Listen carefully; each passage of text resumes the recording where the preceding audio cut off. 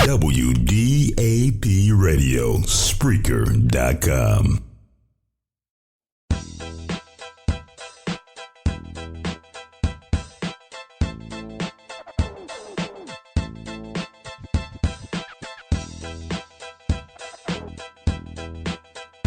Welcome to Pro Talk with the Mighty Oba. Today, we have with us one of the most extraordinary ladies that I have ever met in my life. Flo Anthony is just described as being busy. She has done more as an award-winning journalist. Flo is a best-selling author of more than 3 novels. She's also one of the original celebrity gossips. She is probably the one that is the forerunner of all of the celebrity inside reality shows that you're seeing today. We have with us a living legend. Not only that, but her involvement in sports and writing and producing and being a radio show host is just legendary. She is who I call the legendary Flo Anthony. Miss Anthony, how are you today? Oh my goodness, I'm going to have a big head. Thank you for all those marvelous accolades. I'm fine. How are you doing? I'm great, and you are also a member of Delta Sigma Theta Sorority Incorporated, along with my mother. You are one of my favorite people. Thank you so much. Yes, I am. Alpha Chapter, Howard University. Howard University. That I am. Hey, I was thinking about this interview for several days, and I always wanted to ask you about your first column. I think it was Keep Punching. Was that your first? Oh, yeah, it was. It really wasn't my first column. My first column was actually when I was in high school. I was the youth reporter from my high school, Ann Arbor Huron High, to the Ann Arbor newspaper. Mm-hmm. And so I had every week a column.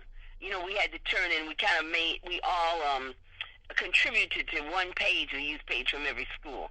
So it actually wasn't, my column writing actually began when I was in high school. Okay. Now, But Keep Punching was my first New York City column. Okay. And that it was in the Black American newspaper. Okay, what year did that get started?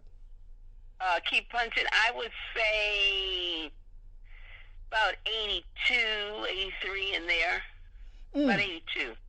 Now, when you started writing that, did you see any leeway into the other bigger newspapers? Were they beginning to look at you from that writing? Well, that's how I did get to the New York Post. Mm-hmm. Yeah, I did get to it through Keep Punching.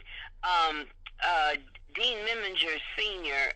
And Bob Williams, they had, I think it was called Black Sports something or other they called me up, they've been reading the column, and said that the New York Post wanted to hire a sister to be the agate clerk in the New York Post sports department, and they were going to recommend me. And so, that did come from me having Keep Punching. But then when I got to the interview for the job, Jerry Lisker, may he rest in peace, he was an editor, and he said the only thing he could see on my whole resume was I'd worked for Butch Lewis and Michael Spinks, and so they were his best friends, and so then I did get the job. But I went through a lot even for that, because the guy that they said, I think it was Bob Williams, told me, this guy Mike George, he works there, call him. And he wasn't, even though he became one of my dearest friends, he was not encouraging at all. And I said, well, I'm going to call Dick Young. And, Dick Young was a legendary sports writer. He said, well, he's never here. I said, I'd call him at home. I've been doing all this, sports PR. I got his number. So then he told me I didn't really want that job. It's a kid's job. I said, look, I really need the job. So then he said, well, to call Bill Gallo, because his son, Greg Gallo, did the hiring. Now, Bill Gallo was the great cartoonist. So when I called him, he said, give him 15 minutes to call his son. And he gave me his son's number at the Post. He said, give him 15 minutes and then call him. And so I did. And then that's how I actually even got the actual interview. Now you mentioned Dean Miminger Sr. Is that the same one that used to play for the New York Knicks? Yes, that is the same one. He passed away several years ago. Yes, I say right. Senior because his son, Dean Miminger Jr., is a big anchor person in reporter for New York One. Oh, okay. I got Yeah, so now you have to differentiate. Well, tell me, what was your experience with the New York Post? How did that work out for you?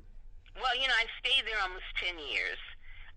And I, was promoted throughout the time. I went from being the agate clerk in the sports department over to the entertainment department and being the clerk over there. And from there being promoted over to page 6. And so I had several lives over there at the New York Post. It wasn't an easy job, though, there, because at the time I was there was only 3, maybe 4 black people working editorially. In fact, we were going to NABJ one year, and so one of the guys over the Daily News said, "You all can't even fill up a taxi cab," which was kind of true. Mm-hmm. But it wasn't easy, but I made it through it. Well, tell me, in working with celebrities, have you ever had any difficulty with any of them? Sometimes they can be very temperamental. Well, you mean as far as interviewing them? Or, yes. Yeah, well, I had problems, of course, with Whitney Houston. I mean, she sued me. You can't get any more problematic than that. But in the end, before she passed away, I think we hugged each other somewhere or other. And, of course, she didn't win any lawsuit. She settled before I actually settled, because people are now still saying to this day, I should go back and sue her estate. But she, I think the Post paid her legal fees. That's all she got out of that one. Mm-hmm. And then that's about it. I in general get along with people. Right. Even to the point, like with a Vivica Fox and a Lisa Ray McCoy, I have deals with them. I call them directly if I hear anything. I don't go through a publicist or anything. Right.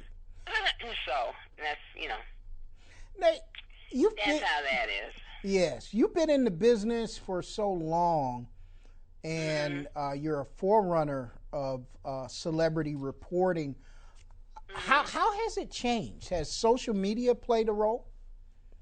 Yeah, social media has played a role. All these bloggers have played a role because, I don't really consider them journalists. And the internet certainly played a huge role, because you used to be out here with a story and it'd be exclusive. You could be exclusive till the next day. Mm-hmm. But now you're only exclusive for about a minute. Right. Because as soon as anything goes up on the internet, it's out. Mm. So that's the difference. Now, you also you had a working relationship with the great Muhammad Ali. Tell us a little bit about that. It's so funny that everybody asks me that. I just did an interview with my friend Jason Cross the other week, and that's all he wanted to know about. It's so funny. At the stage of the champ's life that I work with him, it was more moving him from point A to B. I actually worked on the Muhammad Ali Cohen and Muhammad Ali Cologne through Murad Muhammad, who was a boxing promoter. Right. And then we would have Ali as guest at fights he was promoting. So, like, for instance, in Atlantic City once, I think that Larry Holmes was fighting Scott Frank. I think that's who he was fighting. Mm-hmm. And the casino had said I could have a party, but I had to deliver both Muhammad Ali and Joe Frazier. I couldn't find Muhammad Ali forever. I finally found him. He finally showed up. But with my work with him, it was actually delivering him from A to B. In fact, a friend of mine, she passed away, Sandra Usry, when I first met her down in Atlantic City, and she had a television show and a radio show, and we came with Muhammad Ali. And she said, "How is you, this young sister, working with Muhammad Ali?" And I never even thought of it that way. I would call him Champ. He'd say, "Are you calling me Tramp?" I mean, I just never even, I guess I never thought at the moment the huge deal that was. I was just trying to do a job and do it well. Mm. Well, tell me about your relationship with Larry Holmes and your thoughts about him. I tell you, he told my boyfriend the other week, Flo's coming back to work for me, and you get the person that's working for him now. That's my relationship with Larry Holmes. I said that he and his wife Diana, if they could just keep me in Easton forever, I would be there forever.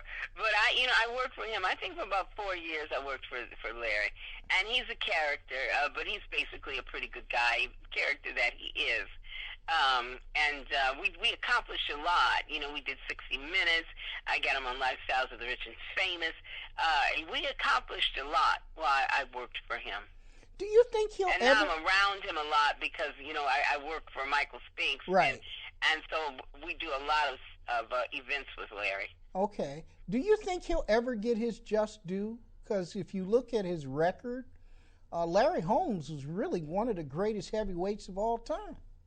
Yeah, he held that championship for 5 years straight and was 48-0 until Michael Spinks happened to beat him twice, and he never was able to break Rocky Marciano's record, and I think he will always be angry about that. Oh, yeah. But life goes on. But he came after all that thunder of Muhammad Ali, and that's one reason that he did not get his just due prior to Mike beating him. You know, because it was right after all that thunder of Muhammad Ali. And, you know, at one point he was Muhammad Ali's sparring partner. Right. Even. And then, you know, the thing, though, that last fight that Larry had with Ali, some people think he should have held off a little bit. And when afterwards he did go to him and apologize for beating him so bad. Right. Let me ask you, did he forgive Michael Spinks? I don't think so. I mean, now we've gone to 3 years in a row to Larry's golf tournament. First, Mike wasn't going to go. I said, look, they want you to come. We got to go. And we, like I said, we traveled. Recently, we just saw him 2 weeks ago at Fight Night in D.C., and we went to Canada with him back in June. I mean, we're with them a lot now because they're boxing legends, and there's all these appearances, so they get along just fine. Flo, I want to introduce you to my road dog, my buddy. He's covered 13 Super Bowls with me. He's the sports editor for the Challenger Community News, George the Radman Radney. Yes. All right, George, how you doing? Good, and yourself, Flo? How's everything? I'm doing great, just great. Yes, indeed. That snow gets you down here. This delayed me a little bit today. Yeah, you know what? I was out in all that snow on Monday.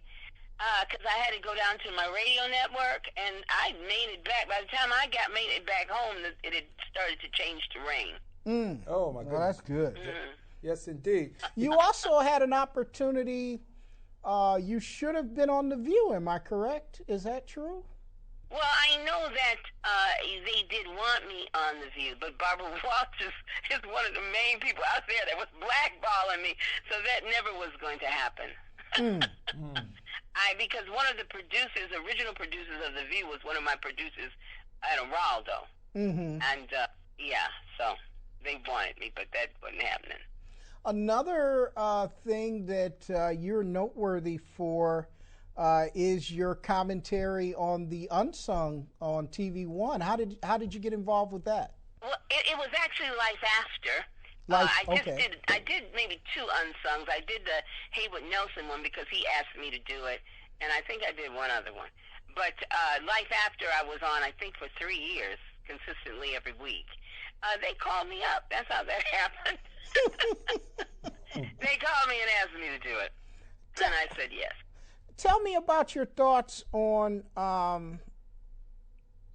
Wendy Williams and some of the modern day gossips. How do you see how they have? I mean, they talk about some things I've never heard you even refer to. Can we skip Wendy? I would rather not discuss her. All right. I just would rather not talk about it. Okay. I don't want to be, down in a sister, so I'd rather skip her. How about how do you see it in general? Not Wendy. I wasn't saying Wendy Williams per se, but just the modern celebrity gossips and reality TV. How do you see them? Well, I don't think there's any real modern celebrity gossips out here. I mean, I know you see TMZ, but the things that even when they had the Page 6 show last year, and I worked at Page 6 for a very long time. It still is not the level of celebrity reporting that I did. You have to remember, I'm the first black person when I went on Page 6 to have a gossip, be part of a gossip page, the world-renowned gossip page in general market media. At the New York Post, I'm going to say this, and I hope they hear it. I was very upset. I'm just going to go on the record. When the New York chapter of NABJ honored, and I love Bevy Smith, but they honored Bevy Smith, I think, 2 weeks ago. Now, I was in D.C. anyway at Fight Night. I probably, I guess I wouldn't have gone there if I had to do that, but I wasn't even here. But and I'm not bragging, I'm a groundbreaking journalist. Right. I was the first black woman in the sports department at the New York Post. I went over to the entertainment department where I was the first black person in the entertainment department at the New York Post. Then I scooted on over to page 6. I went over there because they brought me over there because I kept breaking stories. Mm-hmm. And breaking stories. And so I became the first black person to write gossip in the United States of America in general marketing. And they never honored me. Has everyone lost their minds or what? I have never felt so demeaned in my life. And I don't care if you send a tape to the head of the New York chapter of the National Association of Black Journalists, because that's crazy, because I still to this day, I'm a freelance contracted employee of the New York Daily News. Right. I'm still doing what I always did. And it's just, so that's what I think about the gossip out here today.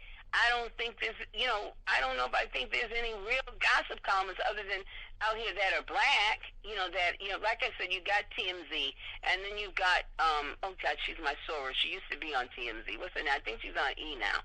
For a while, she was over at Entertainment Tonight, because I was doing freelance work for them and the Insider. I can't think, I could see her and I can't think of her name, and she's my soror. She's fabulous, but it's still not, still not the celebrity reporting of the gossip that I did and still do on the radio every day and with columns that I still write. How do you see, Flo, the Bill Cosby situation? That's another. That he shouldn't be in jail. That is so ridiculous. He's in jail for paying off for this woman that he paid off 25 years ago. It's crazy. How do you want to have an 80-old man in jail? There's things that I just don't agree with. They could have given him house arrest. He's obviously has not redeemed himself. He still feels no remorse.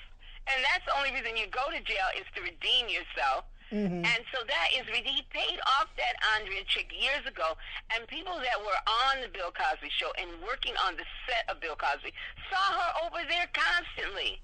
He is telling the truth. They had a consensual sexual relationship. Even if it was infidelity, he was cheating on his wife. Right. But, that he should not be in jail, at least not for that girl. He paid that off years ago. It's ridiculous. Yeah, it seems like the time that we're in, Flo. The time that we're in is very scary, because any time people can come back. Let's take, of course, nobody wanted Brett Kavanaugh to get on the Supreme Court because he's a Republican. We didn't want him. Right. But for that woman to say that he did something to her in junior high school, but she didn't know where it was. She couldn't remember when it was. She couldn't remember that. That was crazy. So we're all probably going to have to go to jail at one point in life, because everybody did something in junior high school. Or they were saying, people were saying, well, he got drunk in college. He didn't get drunk in college. We're living in a horrible time. How do you see? It's a terrible time that we're living in. Flo, how do you see Harvey Weinstein? That's a guy that... everybody knew this about Harvey Weinstein, first of all. This was not a secret in the entertainment industry. He was using the couch and, the casting couch back and forth. Everybody knew all this, but nobody tried to stop him. Why didn't somebody try to stop him from exploiting women and assaulting women? Right. And looks... People knew. All that Matt Lauer stuff, everybody over at NBC knew. Right. Why wasn't somebody trying to stop him? That's a good question. Very good question. And with a case like the Harvey Weinstein case, it still hasn't gone to trial yet. And it probably won't go to trial, because in the end, a lot of it, there's no tangible proof. You know what I'm saying? It's because things happened so long ago. There's no tangible proof, and he has enough money to keep keep it, going back and forth to court. And as you know, the longer things stretch out, the less power they have. Correct. Flo, you also had another column, the Eye on Stars, which yes, was in in the National Examiner. I'm also the first African American to have a column in a tabloid. Yeah. So, but New York chapter NABJ don't want to give me a award. Please. Woo, can they kiss my behind? I'm gonna make sure our local rep knows your Yes. feelings on this immediately, and they need to correct this injustice. Oh no, it's a New York chapter though. It's a New York chapter. So, but any rate, my goodness. But what was I getting ready to say? Yes, I had that column. I had it for a very long time. In fact, I might have had that column I think I started in about '94, and I had it up until about 2001 or two. Wow. Now, how many Super Bowls have you covered? Ooh, I started covering them in '85. I was there last year, so how many years is that? 1985. Was that 41 years? Yeah. Yeah. Yeah. Wow. This is my 20th year, so you were there before me. That's where I met you. Yeah, I was there. That's kind of groundbreaking too.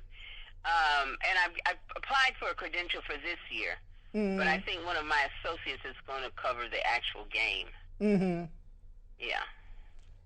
And If we get the credential. What Super Bowl stands out to you out of those 41 years? I love them all. But of course in the beginning, anytime the Giants, they won because it's my home team. But I've loved them all. The feeling of, when my mom was alive and, I covered the Super Bowl, I would call her the minute, and I have to go to a payphone in the beginning because, I'm before cell phones, and I call her and tell her I'm inside the stadium. Mm-hmm. And just that feeling Yes. of being inside that stadium, Mm-hmm. and it's a Super Bowl. It's so exhilarating, and it's just unbelievable. It is. It still is, especially the 2 hours before kickoff. Oh yeah. It seems like you can cut the tension with a knife. It is a remarkable feeling. Mm-hmm. Now, were you in Minnesota? I was in Minnesota at the Super Bowl many, many years ago, Okay. back in the 90s. I got you. That was the Bills. Right. Oh, that's right. That was the No, Bills. was it the Bills or the Yeah, it was Redskins? Bills and Washington. We took a Yeah, beating. Bills and the Redskins. I just remember the Redskins. Yeah, we took a And Doug. beating. I didn't remember who they played. Yeah, your poor Bills are pitiful. They just keep going and they don't win. They're trying to rectify Trying to get it. it Yeah, they're together trying to now. get it together. Oh, yeah, they did. Yeah, they did good Thanksgiving Day. They did good Thanksgiving. I watched the game against Dallas. Now, tell me, But, how do you balance entertainment and sports? I know they're both entertainment, but how do you balance the Well, two? because they are both entertainment, and as I started out in the sports department. The sports didn't make money; the gossip did. I got you. I know, and I'm back, with Michael working in boxing again. So, I'm back with that again, and it's very exciting. Now, and you've got 3 novels out.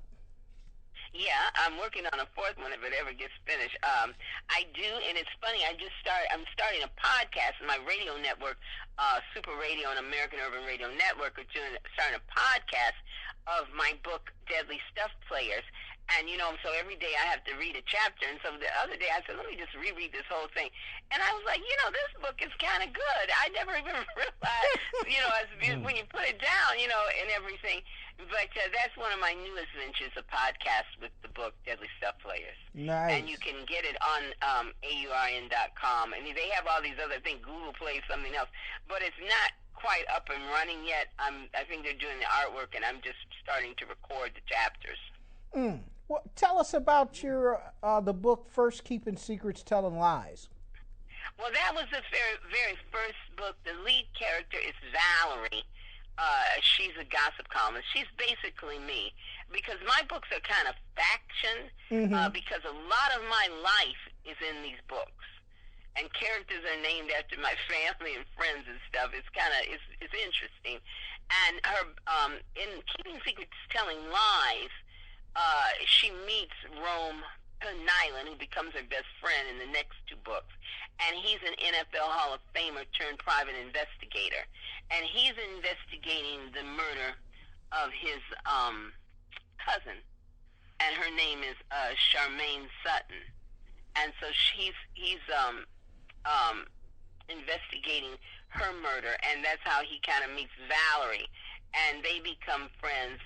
And Valerie, during the course of the book, maybe 5 other people are murdered. And he and Valerie solved the crime together. So that started the whole Rome and Val series with first Deadly Stuff Players and then One Last Deadly Play, which is now 3 years old. And I'm putting Rome and Val to rest. I'm working on, it's actually a Christmas novel. Not going to be out this Christmas, though. It's called,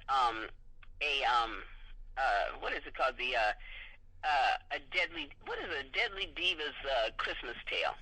Yeah. That sounds very interesting. Yes, indeed. It's an excellent Yeah, novel. A Deadly Diva's Christmas Tale.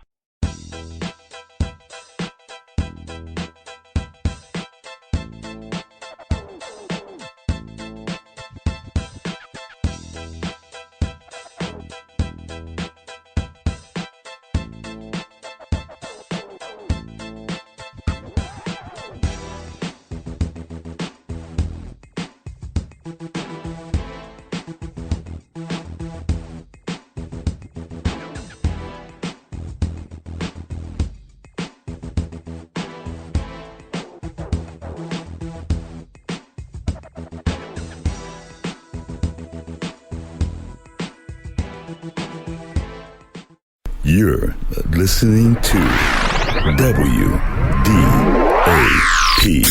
Radio.